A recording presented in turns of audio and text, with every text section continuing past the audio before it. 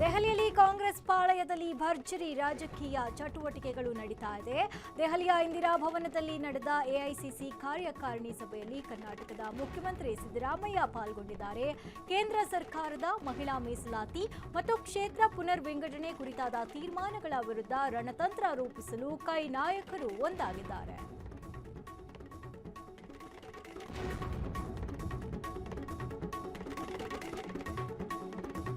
ವಿದ್ಯಾಕಾಶಿ ಧಾರವಾಡದಲ್ಲಿ ತಡರಾತ್ರಿ ರಕ್ತ ದೋಕುಳಿ ಹರಿದಿದೆ. ಮನೆಯಲ್ಲಿದ್ದ ಯುವ ನಾಯಕನನ್ನೇ ಗುರಿ ಮಾಡಿದ ಹಂತಕರು ಕ್ರೂರವಾಗಿ ಹತ್ಯೆ ಮಾಡಿದ್ದಾರೆ. ಮಾಳಾಪುರದ ಹಾಶ್ಮಿ ನಗರದಲ್ಲಿ ನಡೆದ ಈ ರಕ್ತಪಾತಕ್ಕೆ ಇಡೀ ನಗರವೇ ಬೆಚ್ಚಿಬಿದ್ದಿದೆ. ಯುವ ಕಾಂಗ್ರೆಸ್ ಮುಖಂಡ ಫೈರೋಜ್ ಪಠಾಣ್ ಈಗ ಹಂತಕರ ಹಟ್ಟಾಸಕ್ಕೆ ಬಲಿಯಾಗಿದ್ದಾರೆ.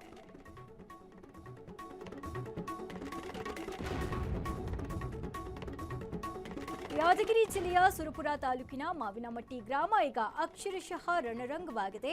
ಮಾರ್ಚ್ 30ರಂದು ನಡೆದಿದ್ದ ವ್ಯಕ್ತಿಯ ಭೀಕರ ಕೊಲೆ ಪ್ರಕರಣಕ್ಕೆ ಈಗ ಭೀಕರ ತಿರುವು ಸಿಕ್ಕಿದೆ. ಕೊಲೆ ಆರೋಪಿಗಳ ಮನೆಗೆ ಕಿಡಿಗೇಡಿಗಳು ಬೆಂಕಿ ಹಚ್ಚಿದ್ದು ಸೇಡಿನ ಜ್ವಾಲೆ ಗ್ರಾಮವನ್ನು ಆವರಿಸಿದೆ. ಹಂತಕರ ವಿರುದ್ಧದ ಆಕ್ರೋಶ ಈಗ ಅಗ್ನಿಕುಂಡವಾಗಿ ಮಾರ್ಪಟ್ಟಿದೆ.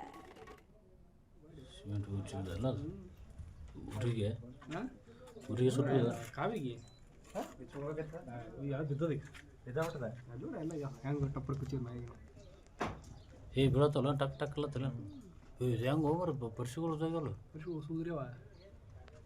ಪರಿಶಾಗಿ ಮ್ಯಾಚ್ ಸ್ಲ್ಯಾಪ್ ಹಾಕ್ಯಾರ ಆ ಸ್ಲ್ಯಾಪಿ ಸಮ ನಿಲ್ತದೆ ಎಲ್ಲ ಬೀಳ್ತದೆ ಹೆಂಗಲಕ್ಕೆ ನಿಂತದೆ ನಿಂತಿದೆ ಸಿಮೆಂಟ್ ಹುಚ್ಚಿದಲ್ಲ ಊರಿಗೆ. ವಾಣಿಜ್ಯ ನಗರಿ ಹುಬ್ಬಳ್ಳಿಯಲ್ಲಿ ಭೀಕರ ಅಗ್ನಿ ಅವಘಡ ಸಂಭವಿಸಿದೆ. ಏಕಾಏಕಿ ಕಾಣಿಸಿಕೊಂಡ ಬೆಂಕಿಯ ಕೆನ್ನಾಲಗೆಗೆ ವಾಟರ್ ಬಾಟಲ್ ಗೋಡಾನೊಂದು ಸಂಪೂರ್ಣವಾಗಿ ಭಸ್ಮವಾಗಿದೆ.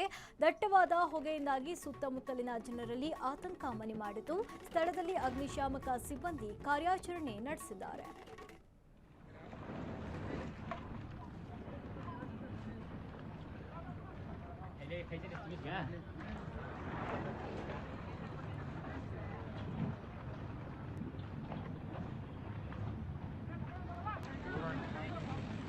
ಕೈಗಾ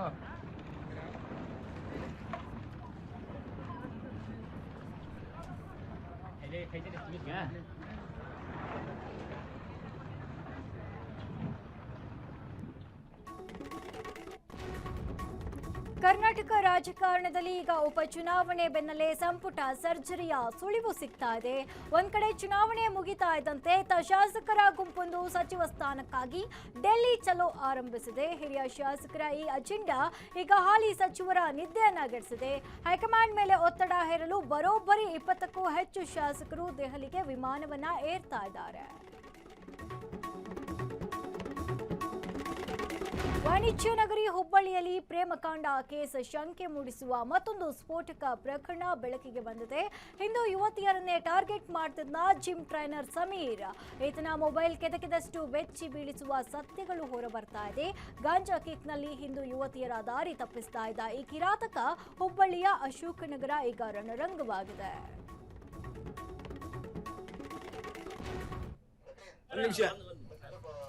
ಶಿವಾನಂದ FIR ಪ್ರೊಸೆಸ್ ಒಳಗಿದೆ. ಇನ್ನು 5 ಅಥವಾ 10 ನಿಮಿಷದಲ್ಲಿ FIR ಒಂದು ಪ್ರತಿಯನ್ನು ನಿಮಗೆ ಕೊಡ್ತೇವೆ.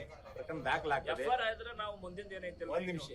ಯಾವುದೇ ಒಬ್ಬ ವ್ಯಕ್ತಿ ಕಾನೂನು ಬಾಹಿರ ಚಟುವಟಿಕೆ ಇರ್ಬೋದು, ಗಾಂಜಾ ಸೇವನೆ ಇರ್ಬೋದು, ಅವನ ವಶದಲ್ಲಿ ಇಟ್ಕೊಳ್ಳೋದಿರ್ಬೋದು, ಅದ್ರ ಜೊತೆಗೆ ಗಾಂಜಾ ಬಿಟ್ಟು ಸಹಿತ MDMA ಮತ್ತು ಕೊಕೇನು ಮತ್ತು ಹೆರಾಯಿನ್ ಇವು ಯಾವುದೇ ಒಂದು ಮಾದಕ ವಸ್ತುವನ್ನು ಸೇವನೆ ಮಾಡಿದ್ರೆ ಕಾನೂನು ರೀತಿಯಲ್ಲಿ ಅದು ಅಪರಾಧ ಆಗ್ತದೆ.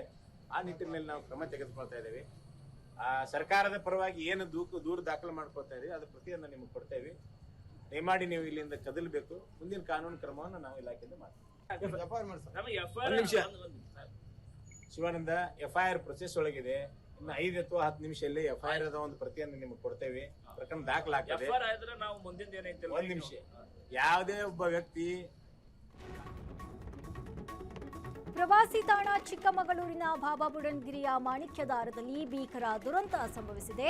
ಫೋಟೋ ತೆಗೆಸಿಕೊಳ್ಳುವ ಸಂಭ್ರಮದಲ್ಲಿದ್ದ ಬಾಲಕಿ ಶ್ರೀನಂದ ಬೆಟ್ಟದಿಂದ ಬಿದ್ದು ದಾರುಣವಾಗಿ ಸಾವನ್ನಪ್ಪಿದ್ದಾಳೆ. ಮೇಲ್ನೋಟಕ್ಕೆ ಇದು ಆಕಸ್ಮಿಕ ಅಪಘಾತದಂತೆ ಕಂಡರೂ ಕೂಡ ಬಾಲಕಿಯ ತಂದೆ ಈಗ ಸಾವಿನ ಬಗ್ಗೆ ಗಂಭೀರ ಅನುಮಾನ ವ್ಯಕ್ತಪಡಿಸಿದ್ದಾರೆ. ಸಾವಿನ ಸುತ್ತ ಅನುಮಾನದ ಹುತ್ತ ಬೆಳೆದಿದೆ.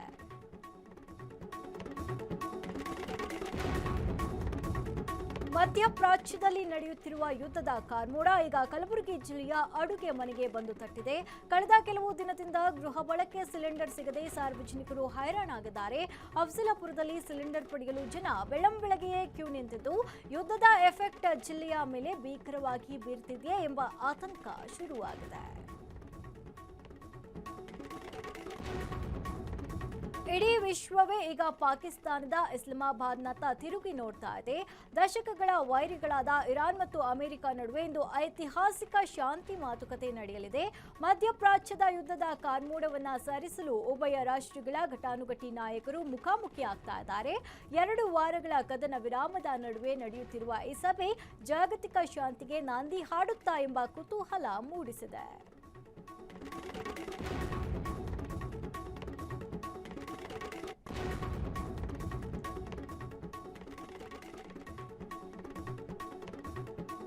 ವಿಶ್ವ ಬಾಹ್ಯಾಕಾಶ ಇತಿಹಾಸದಲ್ಲಿ ಇಂದು ಮತ್ತೊಂದು ಸುವರ್ಣಾಕ್ಷರಗಳ ದಿನವಾಗಿದೆ. ಸುಮಾರು 5 ದಶಕಗಳ ಬಳಿಕ ಚಂದ್ರನ ಕಕ್ಷೆಗೆ ಹೋಗಿದ್ದ ಮಾನವ ಸಂಕುಲ ಈಗ ಯಶಸ್ವಿಯಾಗಿ ಭೂಮಿಗೆ ಮರಳಿದೆ.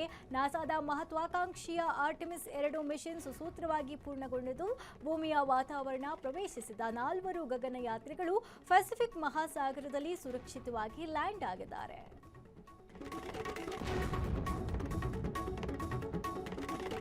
ಕರ್ನಾಟಕದಲ್ಲಿ ಭ್ರಷ್ಟಾಚಾರದ ಜಾಲ ಎಷ್ಟು ಆಳವಾಗಿ ಬೇರೂರಿದೆ ಅನ್ನೋದಕ್ಕೆ ಈಗ ಮತ್ತೊಂದು ಜೀವಂತ ಉದಾಹರಣೆ ಸಿಕ್ಕಿದೆ. ಬೆಳಗಾವಿಯ ನಗರಾಭಿವೃದ್ಧಿ ಕೋಶದ assistant executive engineer Ajay Singh Rajput ಎಂಬುವರ ಮನೆ ಮೇಲೆ ನಡೆದ ಲೋಕಾಯುಕ್ತ ದಾಳಿ ಇಡೀ ರಾಜ್ಯವನ್ನೇ ಬೆಚ್ಚಿ ಬೀಳಿಸಿದೆ.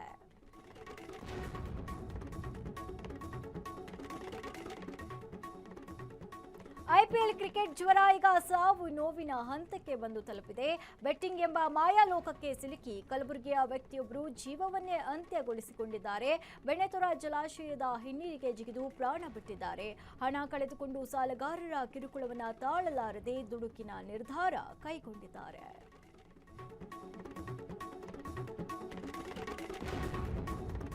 ರಾಜ್ಯ ದ್ವಿತೀಯ ಪಿಯುಸಿ ಫಲಿತಾಂಶ ಪ್ರಕಟವಾಗಿದ್ದು, ಸಕ್ಕರೆ ನಾಡು ಮಂಡ್ಯದಲ್ಲಿ ಸಂಭ್ರಮ ಮನೆ ಮಾಡಿದೆ. ಹಾಲಿನಂತಹ ಬಿಳಿ ಮನಸ್ಸಿನ ರೈತನ ಮಗಳು ಈಗ ಅಂಕಗಳ ಮಳೆಯಲ್ಲಿ ಮಿಂದು ಜಯಭೇರಿ ಬಾರಿಸಿದ್ದಾಳೆ. ಮಂಡ್ಯ ಜಿಲ್ಲೆಯ ಪಾಂಡವಪುರದ ರೈತ ಕುಟುಂಬದ ಮಗಳು ಸಹನಾ ಟಿಎಸ್ ಬರೋಬ್ಬರಿ 98.83ರಷ್ಟು ಅಂಕಗಳನ್ನು ಪಡೆಯುವ ಮೂಲಕ ಇಡೀ ರಾಜ್ಯದ ಗಮನವನ್ನು ಸೆಳೆದಿದ್ದಾಳೆ. ಸರ್ ತುಂಬ ಖುಷಿ ಆಯಿತು. ಎಕ್ಸ್ಪೆಕ್ಟ್ ಮಾಡ್ದಂಗೆ ಬಂತು, ಅದರಿಂದ ಎಲ್ಲರೂ ಖುಷಿಪಟ್ಟರು ಸರ್. ತುಂಬಾ ಖುಷಿ ಆಯಿತು sir. Kannada 99, English 95, physics, chemistry, mathematics 100 out of 100, computer science 99 sir. ಇಲ್ಲ ಟೀಚರ್ಸ್ ಎಲ್ಲ ತುಂಬ ಫ್ರೆಂಡ್ಲಿ ಆಗಿದ್ದಾರೆ ಮತ್ತು ತುಂಬ ಸಪೋರ್ಟ್ ಮಾಡ್ತಾರೆ. ತುಂಬ ಹೆಮ್ಮೆ ಇದೆ ಸರ್. ಪ್ರತಿ ವರ್ಷ ನಾವು ಜಿಲ್ಲೆಗೆ ಪ್ರಥಮವಾಗಿ ನಮ್ಮ ಮಕ್ಕಳು ಬರ್ತಾ ಇದ್ದಾರೆ ಮತ್ತು ಶೇಕಡ 100ಕ್ಕೆ 100 ಫಲಿತಾಂಶ ಕೊಡ್ತಾ ಇದ್ದೇವೆ. ಮೋರ್ ದೆನ್ 80% ಡಿಸ್ಟಿಂಕ್ಷನ್ ಕೊಡ್ತಾ ಇದ್ದೇವೆ. ಆ ನಿಟ್ಟಿನಲ್ಲಿ ತುಂಬ ಹೆಮ್ಮೆ ಇದೆ. ನನ್ನೆಲ್ಲ ಸ್ಟಾಫು ತುಂಬಾ ಡೆಡಿಕೇಟ್ ಮಾಡ್ತಾ ಇದ್ದಾರೆ. ಇದ್ರ ಜೊತೆಗೆ CET ನೀಟ್ನಲ್ಲಿ ಮನುಷ್ಯತ್ವ ಮರೆತ ದೈತ್ಯರು ಹಾವೇರಿ ಜಿಲ್ಲೆಯಲ್ಲಿ ಅಟ್ಟಹಾಸ ಮೆರೆದಿದ್ದಾರೆ. ಕೇವಲ 30,000 ರೂಪಾಯಿ ಸಾಲದ ಹಣಕ್ಕಾಗಿ 6 ತಿಂಗಳ ಗರ್ಭಿಣಿಯ ಹೊಟ್ಟೆಗೆ ಒದ್ದು ಗರ್ಭದಲ್ಲಿ ಇದ್ದ 2 ಜೀವಗಳನ್ನು ಬಲಿ ಪಡೆದಿದ್ದಾರೆ. ಮಗಳ ಸೀಮಂತದ ಸಂಭ್ರಮದಲ್ಲಿದ್ದ ಮನೆಯಲ್ಲಿ ಈಗ ಹೆತ್ತ ಕರುಳಿನ ಆಕ್ರಂದನ ಮುಗಿಲು ಮುಟ್ಟಿದೆ. ಹಾವೇರಿ ಜಿಲ್ಲೆಯ ಅಲ್ಲಿಪುರ ಗ್ರಾಮದಲ್ಲಿ ನಡೆದ ಘೋರ ಕೃತ್ಯ ಇಡೀ ರಾಜ್ಯವನ್ನೇ ಬೆಚ್ಚಿ ಬೀಳಿಸಿದೆ.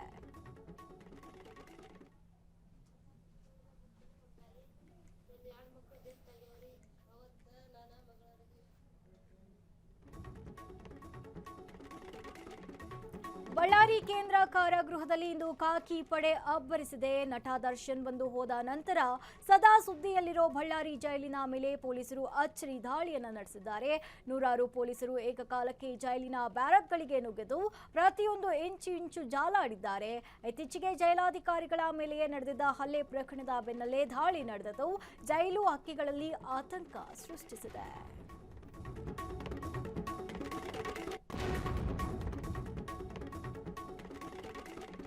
ಬಳ್ಳಾರಿಯಲ್ಲಿ ಬ್ಯಾಂಕಿಂಗ್ ಇತಿಹಾಸದಲ್ಲೇ ಅತ್ಯಂತ ದೊಡ್ಡ ವಂಚನೆ ಪ್ರಕರಣವೊಂದು ಬೆಳಕಿಗೆ ಬಂದಿದೆ. ನಂಬಿಕಸ್ಥನಾಗಿದ್ದ ಜೂನಿಯರ್ ಮ್ಯಾನೇಜರ್ ಒಬ್ಬ ಬ್ಯಾಂಕ್ಗೆ ಕನ್ನ ಹಾಕಿದ್ದಾನೆ. ಬರೋಬ್ಬರಿ 7.5 ಕೋಟಿ ರೂಪಾಯಿ ಹಣವನ್ನು ನಕಲಿ ಸಹಿ, ನಕಲಿ ಖಾತೆಗಳ ಮೂಲಕ ಲೂಟಿ ಮಾಡಿರುವ ಕಿರಾತಕ ಈಗ ಪರಾರಿಯಾಗಿದ್ದಾನೆ.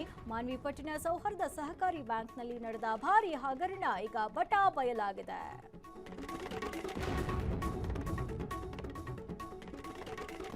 ಆನ್ಲೈನ್ ಗೇಮಿಂಗ್ ಚಟ ಮನುಷ್ಯನನ್ನ ಎಂತಹ ಕರಾಳ ದಾರಿ ಹಿಡಿಸುತ್ತೆ ಅನ್ನೋದಕ್ಕೆ ಬೆಳಗಾವಿಯ ಈ ಘಟನೆ ಸಾಕ್ಷಿಯಾಗಿದೆ. ಗೇಮ್ ಆಡಲು ಹಣವಿಲ್ಲದೆ ಸೈಬರ್ ವಂಚನೆಗೆ ಇಳಿದಿದ್ದ ಆಸಾಮಿಯನ್ನ ಪೊಲೀಸರು ಹೆಡೆಮುರಿ ಕಟ್ಟಿದ್ದಾರೆ. ಲೋನ್ ಕೊಡಿಸುವ ಆಮಿಷವೊಡ್ಡಿ QR ಕೋಡ್ ಮೂಲಕ ಜನರ ಹಣವನ್ನ ಮಂಗಮಾಯ ಮಾಡ್ತಾ ಇದ್ದ ರಾಯಭಾಗ ಕಿರಾತಕ ಈಗ ಸೈಬರ್ ಪೊಲೀಸರ ಅತಿಥಿಯಾಗಿದ್ದಾನೆ. ಏಡ್ರಾ ವಿಲೇಜಿಂದ ಒಂದು ವಿಚಿತ್ರ ಒಂದು ಸೈಬರ್ ಕ್ರೈಮ್. ಇವನಿಗೆ ಗೇಮಿಂಗ್ ಆಡುವುದರಲ್ಲಿ ಇಂಟ್ರೆಸ್ಟ್ ಭಾಳಷ್ಟು. ಈ ವ್ಯಕ್ತಿ ಸಂತೋಷ್ ಅಂದ್ರೆ ವ್ಯಕ್ತಿ ಎಡ್ರಾವ್ ಹಳ್ಳಿಯವನ. ಇವನಿಗೆ ಗೇಮಿಂಗ್ ಆಡಿ ಹಣಕಾಸು ಕಳ್ಕೊಂಡಿರ್ತಾನೆ. ಸೊ ಈಗ ಹಣಕಾಸು ಕಳ್ಕೊಂಡಾದ್ಮೇಲೆ ಗೇಮಿಂಗ್ ಆಡಬೇಕಂದ್ರೆ ಹುಚ್ಚು ಕಡಿಮೆ ಆಗಿಲ್ಲ. ಸೊ ಅದರಿಂದ ಉಳಿದವ್ರಿಗೆ ಮೋಸ ಮಾಡಿ ಹಣವನ್ನು ಗೇಮ್ಗೆ ಹಾಕಿಬಿಟ್ಟು ಉಳಿದವ್ರಿಗೆ ಮೋಸ ಮಾಡಿರೋದು ಕಂಡು ಬಂದಿದೆ. ಸೊ ಇವನ್ ಮೋಡಸ್ ಹೆಂಗೆ ಅಂದರೆ, ನಾನು ನಿಮಗೆ ಒಂದು QR ಕೋಡ್ ಕಳಿಸ್ತೀನಿ ಅಂದರೆ ಹೇಳಿಬಿಟ್ಟು ಲೋನ್ ಸಿಗ್ತದೆ. ಈ QR ಕೋಡನ್ನು ನೀವು ಕ್ಲಿಕ್ ಮಾಡ್ತೀರಂದ್ರೆ ಲೋನ್ ಸಿಗುತ್ತೆ ಅಂದರೆ ಜನರಿಗೆ ಅಪ್ರೋಚ್ ಮಾಡೋದು. ಯಾರು ಕ್ಲಿಕ್ ಮಾಡೋ ಸಂದರ್ಭದಲ್ಲಿಂದ ಆ QR ಕೋಡ್ನಿಂದ ಅವನು ಆಟ ಆಡ್ತಾ ಇರುವ ಗೇಮ್ ಯಾವ ಗೇಮು ಅದಕ್ಕೆ ಹಣ ಸೀದಾ ಹೋಗ್ತಾ ಇತ್ತು. ಸೊ ಅಂತಾಗ ಒಂದು ಕೇಸಲ್ಲಿ ಕರ್ನಾಟಕ ಕಾಂಗ್ರೆಸ್ನಲ್ಲಿ ಸಚಿವ ಸ್ಥಾನಕ್ಕಾಗಿ ನಡೆಯುತ್ತಿರುವ ಕಿತ್ತಾಟ ಈಗ ಹೈಕಮಾಂಡ್ ಅಂಗಳಕ್ಕೆ ತಲುಪುವ ಲಕ್ಷಣಗಳು ಕಾಣಿಸ್ತಾ ಇದೆ. ಇದೀಗ ಪ್ರಭಾವಿ ಸಚಿವ ಸತೀಶ್ ಜಾರಕಿಹೊಳಿ ಅವರು ನೀಡಿರುವ ಒಂದು ಹೇಳಿಕೆ ರಾಜಕೀಯ ವಲಯದಲ್ಲಿ ಸಂಚಲನ ಮೂಡಿಸಿದೆ. 30 ತಿಂಗಳ ಗಡುವು ಮುಗಿಯುತ್ತಾ ಬಂದಿದೆ, ಇನ್ನು ಕಾಯಲು ಸಾಧ್ಯವಿಲ್ಲ ಅಂತ ನೇರವಾಗಿಯೇ ಸಚಿವ ಸಂಪುಟ ಪುನರ್ರಚನೆಗಾಗಿ ಒತ್ತಾಯಿಸಿದ್ದಾರೆ.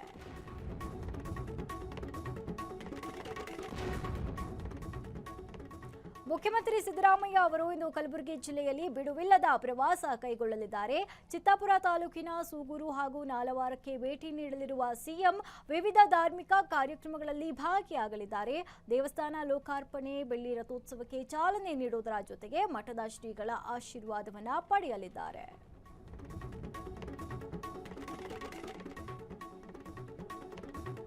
ಮಂಡ್ಯದ ನಾಗಮಂಗಲ ತಾಲೂಕಿನ ಶ್ರೀ ಕ್ಷೇತ್ರ ಆದಿಚುಂಚನಗಿರಿಗೆ ಈಗ ಪ್ರಧಾನಿ ನರೇಂದ್ರ ಮೋದಿ ಅವರ ಆಗಮನದ ಸಡಗರದಿಂದ ಕೂಡಿದೆ. ಏಪ್ರಿಲ್ 15ರಂದು ಶ್ರೀ ಕ್ಷೇತ್ರಕ್ಕೆ ಭೇಟಿ ನೀಡಲಿರುವ ಪ್ರಧಾನಿಗಳು ನೂತನವಾಗಿ ನಿರ್ಮಿಸಲಾಗಿರುವ ಭೈರವೈಕ್ಯ ಮಂದಿರವನ್ನು ಲೋಕಾರ್ಪಣೆ ಮಾಡಲಿದ್ದಾರೆ. ಪ್ರಧಾನಿಗಳ ಭೇಟಿ ಹಿನ್ನೆಲೆ ಮಂಡ್ಯ ಜಿಲ್ಲಾಡಳಿತ ಈಗ ಹೈ ಅಲರ್ಟ್ ಆಗಿದ್ದು ಭರದ ಸಿದ್ಧತೆಗಳನ್ನು ಕೈಗೊಂಡಿದೆ.